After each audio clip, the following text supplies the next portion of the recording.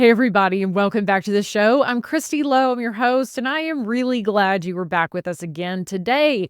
If you have been around for a while listening to the show, thank you for listening, and I'm glad that you're back. And I'm always grateful to hear from you. So reach out and say hello if you have not recently.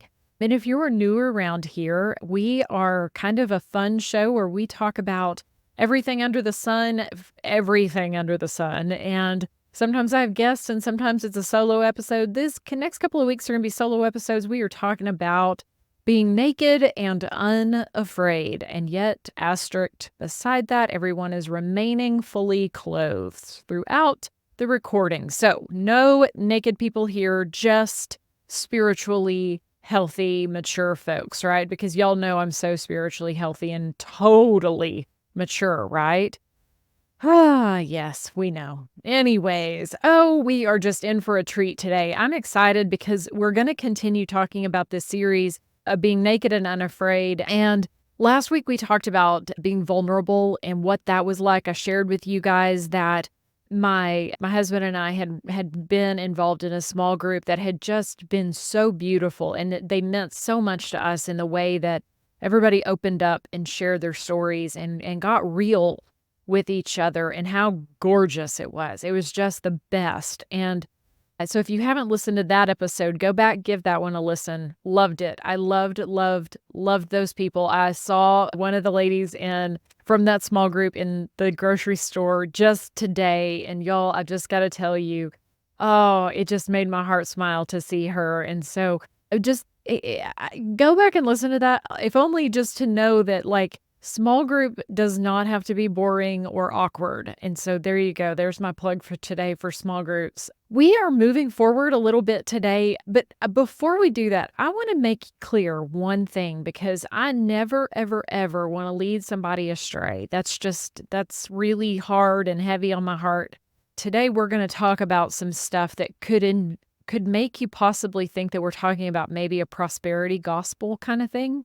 And if you're not familiar with that, great, that's fine. If you are familiar with it, you kind of know that it means that, like, if you do these things and check these boxes, then your life will be great and Jesus will bless you. And I believe that we're called to live faithful lives. I don't think we're owed jack squat. He has already done so much for us, and yet he loves us and he blesses us regardless. But this is never about what I do will make me in better standing or make me love him more. No. All of this today, everything, whenever we come together, this is always about just him meeting us where we are, growing us up, teaching us more, making us look more like him. Last week, we talked about being vulnerable. And this week, we're shifting gears a little bit. And I don't know if anybody has ever talked to you about living a small life. And nobody's like, oh, yeah, I want to live a small life. No. Typically, I think the most people would say that they want to live a bigger life. And in fact, I said that just a minute ago. But I think smallness creeps in to our lives. But this week, we're going to talk about abandoning smallness. And if you have abandonment issues, I'm really sorry, but we're going to also abandon smallness. It's okay. It'll get over it. It'll be fine. I promise. Sorry, I'm such a dork. But what does it mean? What does it mean to what does smallness mean? And then what does it mean to abandon smallness? Okay. So we're going to talk about that today. Okay. If vulnerability, let me just kind of give you a little bit of, maybe just try to paint you a picture here, okay? So if vulnerability is being real with people or making a move with no guarantee of what the outcome is going to be, smallness or bigness in your life, I believe, is a heart condition that has nothing to do with power, influence, income, wealth, popularity, whatever you want to call it, okay? It is everything to do with what is going on inside ourselves, okay? There is a verse in the Bible that I want to share with you. I want to read it to you in the NIV version, and then I'm going to read it to you in the Message version, because I love the Message version. I know y'all have your favorite translations, and we don't always love the Message because it's not exact, but it's just so cute this time. So, okay, hold on. I'm going to read Second Corinthians. I'm reading Second Corinthians 6:11 through 13 from the NIV version, and then I'm going to read it from the Message. Okay, in the NIV version, it says this. Paul is saying, "We have plainly spoken to you, Corinthians, and opened wide our hearts to you. We are not withholding our affection from you, but you are withholding yours from us. As a fair exchange, I speak as to my children. Open wide your hearts also." So that is from the NIV. Now here's what the Message. This is how the Message translated. Dear Corinthians, I can't tell you how much I long for you to enter this wide open, spacious life. We didn't fence you in. The smallness you feel comes from within you. Your lives aren't small, but you're living them in a small way.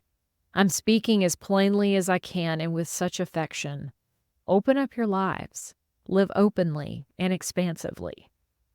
I love the Message on this. I know the NIV speaks so directly, or it tries more directly to translate it, but I loved how in the Message it says, the smallness you feel comes from within you. And I don't know if anybody else has ever felt that they were living in a small way, but I think a smallness that is within us is that it's a heart condition. It truly is. It's typically wrapped up in a fear or an insecurity in some way, which is, as it turns out, what we're talking about through this whole series of being naked and unafraid. To live a big life. I don't know about you, but those two verses just really spoke to me. And I think that they're going to kind of help us frame the rest of what we're going to talk about today. So hang on to those verses in your mind. Remember what Paul is saying here. He's saying, don't withhold your affection from us. We're being affectionate toward you. Don't withhold your affection toward us. And I don't know who needs to hear this or has thought about this, but a lot of times the less affection we give other people, the smaller our lives get when we withhold from them. So that's kind of part of where this is coming from today. But I got to tell you, there was this movie a long time ago, and I love old movies like Cary Grant, like old movies. And so back in the 50s, there was a movie that Cary Grant and Deborah Kerr did called An Affair to Remember. And if anybody else has listened or has watched it, it's set initially on a cruise ship where Cary Grant and Deborah Kerr's characters meet, and they are both at that point engaged to other people, but they fall in love on the ship, and they decide that in 6 months they're going to meet at the top of the Empire State Building if they have broken it off with the person they're engaged to, okay? So 6 months comes and goes, and on the day that they are supposed to meet, Cary Grant's character goes up. He goes to the top of the Empire State Building to wait for her. But Deborah Kerr's character, her name is Terry in the movie, she gets hit by a car on the way to the Empire State Building, and it paralyzes her. Well, of course, Cary Grant waits and waits and waits and waits, and Deborah Kerr's character never shows up, okay? So he leaves. He thinks that she has stood him up, or that they're supposed to, she didn't break it off with her fiance, and so he's like, well, I guess this wasn't going to work out, right? So then, fast forward 6 months later, okay? They see each other at the ballet, but he doesn't realize that she is paralyzed because she's already seated, and all they do is say hello. Well, then he finds out what her address is, and on Christmas Eve later that year, he decides to pay her a surprise visit. Dun, dun, dun. And though he tries to coax her and try to explain, why didn't you come to the top of the Empire State Building? Why didn't you? She just dodges the subject, she denies it, and she won't tell him why she won't leave the couch, why she's got her legs covered up, or why she wouldn't meet him.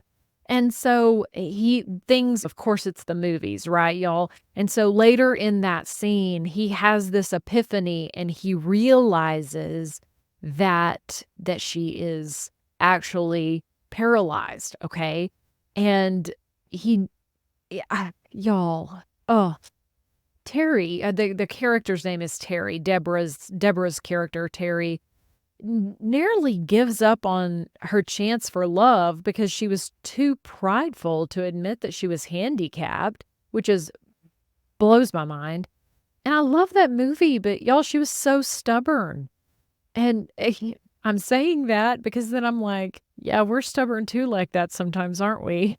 She thought that she wasn't worthy of Cary Grant's love if she was handicapped, or maybe that she was afraid that her disability would just be a burden to him.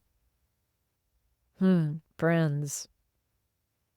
How many of us have pushed other people away, or we've held people at a distance because we thought that who we truly are, everything about us might be just a little bit too much for another person to handle?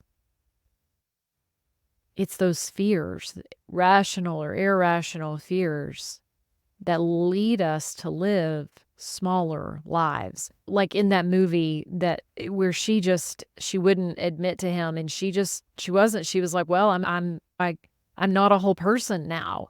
So you must not want me now that I'm not whole." What? The crazy thinking thing, the things that we think that is just crazy thinking, I'm often just blows me away, right? I think to abandon smallness means that we've got to move past our fears.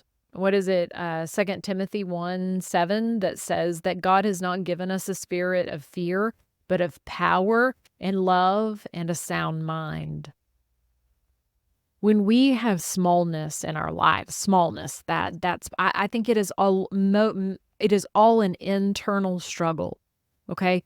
Smallness is not it is holding on to a grudge instead of being forgiving or moving past it. I think smallness can be people who are too self-conscious that they cannot imagine being confident just in who they are and their body and the way that they are made. That anytime and this comes from a very tender place in me, if you are self-conscious about your body, or I did a show here back in November with Terry Earlbeck talking about body image, and gosh, y'all, struggling with self-image will lead us to lead such small lives. Our lives are going to get so much smaller when we're focusing on our self-image. I don't know if that resonates with anybody else today.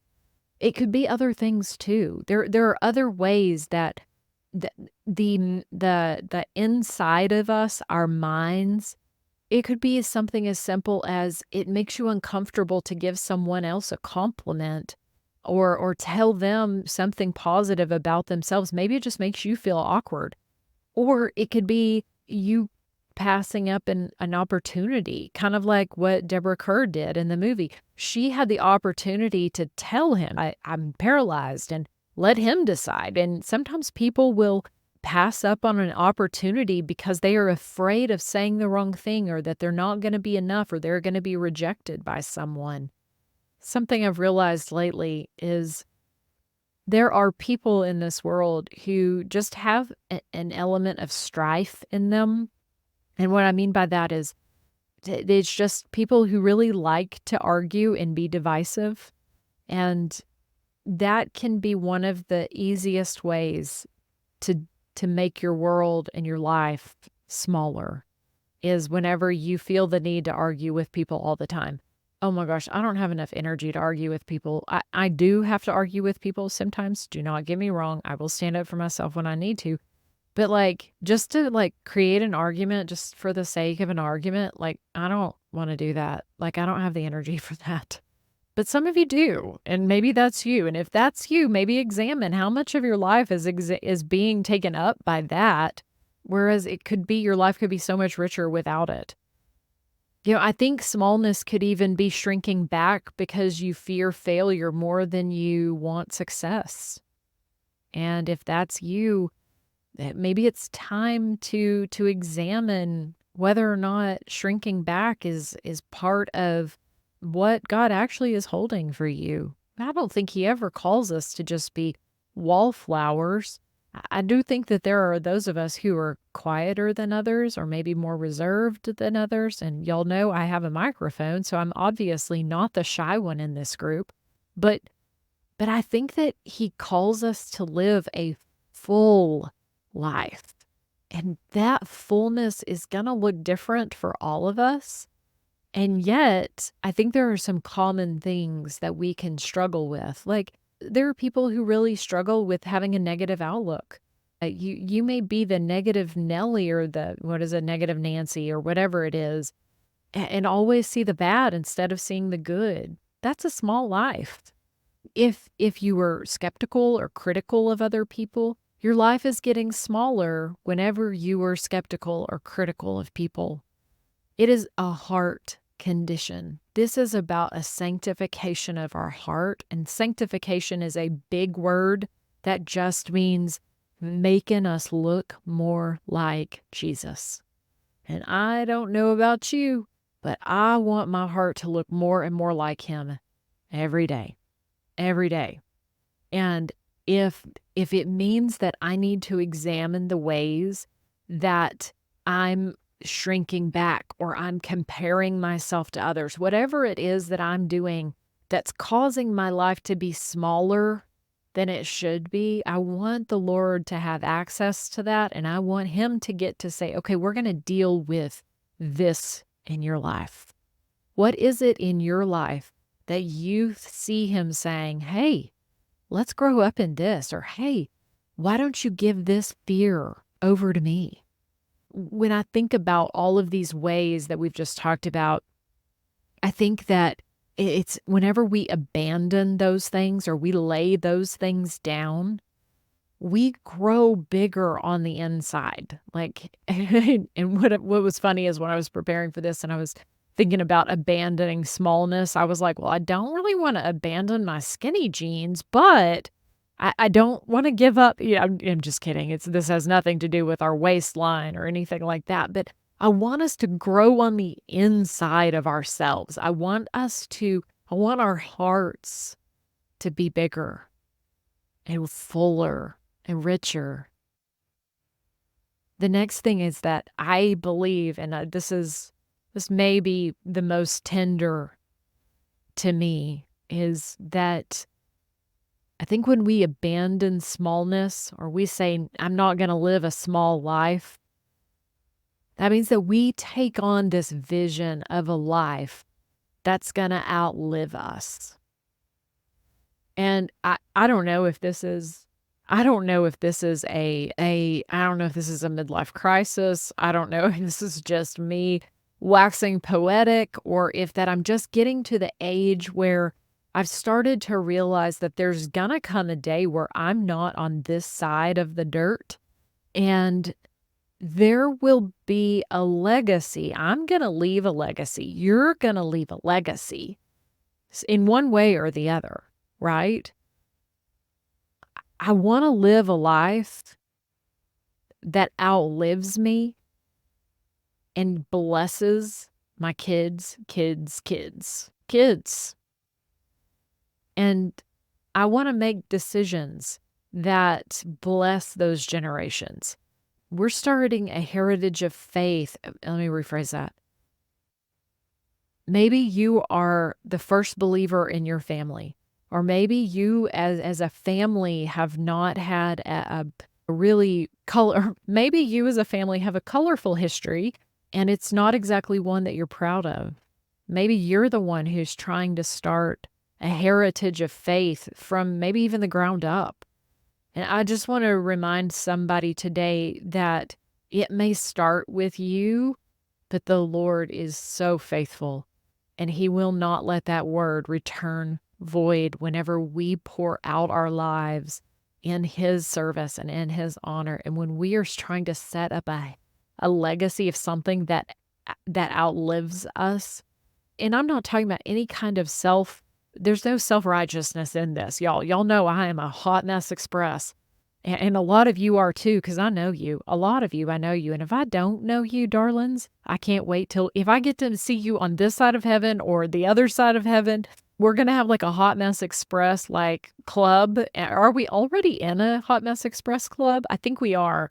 But anyways, if you're a Hot Mess Express too, well, we're at one way or the other, we're leaving an inheritance of some sort. We're leaving a legacy, but we also know that he is faithful and that his word does not return void. And whenever we trust him in that, we get to live a life that outlives us. And I don't know why, but this brings me a lot of, there's just a peace that comes into me whenever I think about that the seeds that I'm planting today, that the things that I want the future generations to do. I want for Jesus loving people. I want us to have a legacy of family and like I want family to be important. I want us to love Jesus. I want them to love others and to know and have a deep passion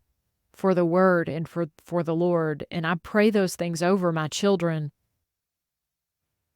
But I want that to be what our family is known for generations to come. Not just me, not just my husband or my kids even.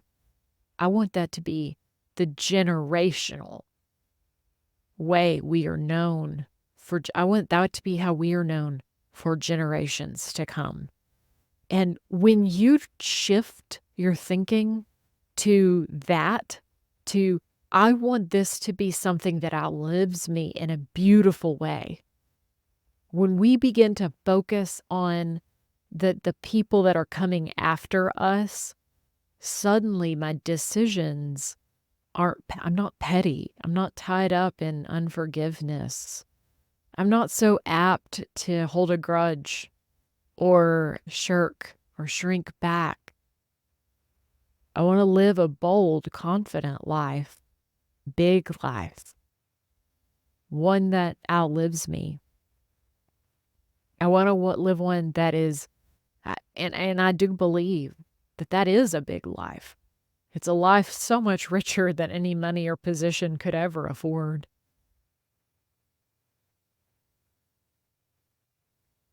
I want the legacy of loving Jesus and loving others to be the way our family is known for generations to come.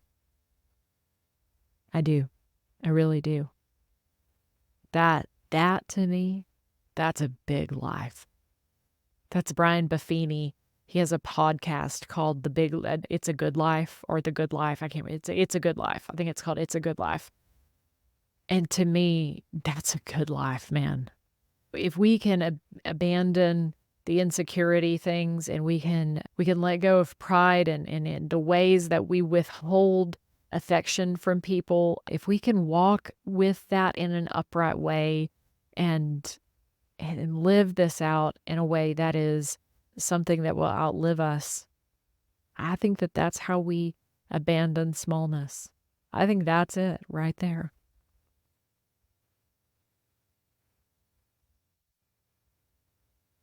Lord, thank you so much for today. Thank you for this time together. Lord, thank you that you have called us to not only walk this life out secure in who you are, but that, Lord, you've just given us this richness that we can live our life. And Lord, I'm so grateful that we can be rooted in you and grounded in you, and that we're going to live lives, Lord. We want to live lives that outlive us. We want to pour ourselves out in a way just that our heart continues to get bigger and bigger and expands more and more for those around you or for those around us, Lord. And then also just, Lord, that we would have eyes that are better able to see you and see what you're doing and who you are and, oh, the glorious kingdom that is around us. Lord, you are everywhere. You are in all of these places we walk, and we're so grateful that we get to live this life and that you have given us these days. And it is in your name, Jesus, I pray. Amen. Next week, join me for part 3 of our series, which is Owning Our Story, as we continue to figure out how to live this life naked and unafraid. Thanks for being here, and good Lord willing, I'll see you next week.